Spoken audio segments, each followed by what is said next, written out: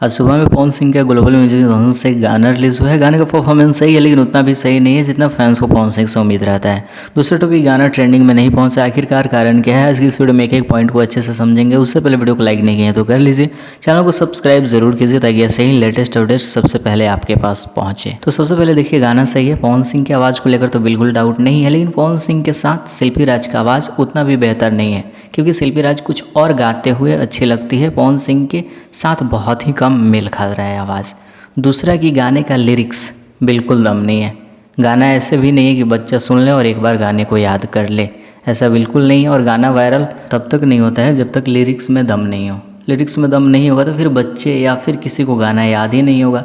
और गाना मुझे अब तक तो ऐसे नहीं लगा कि गाना एक बार में जुबान पे आ जाए। और दूसरी बात, इस गाने को उम्मीद जैसा व्यूज़ नहीं मिला है। रीज़न की नोटिफिकेशन सबके पास नहीं पहुंचा है। एक तो लोकगीत बहुत दिन बाद रिलीज़ हुआ है, करीब 3-4 महीना बाद, तो ये भी हो सकता है। लेकिन क्या है कि फिर भी गाने पे व्यूज़ ठीक ठाक हैं। लेकिन बेशक फैंस की नाराज़गी इस बात से होगी कि 4 मंथ बाद किसी गाने को रिलीज़ किया गया है, लोकगीत को, और गाना अभी तक ट्रेंडिंग पेज पे नहीं दिख रहा है। देखिए उसका कारण, सबसे बड़ा कारण यूट्यूब चैनल है।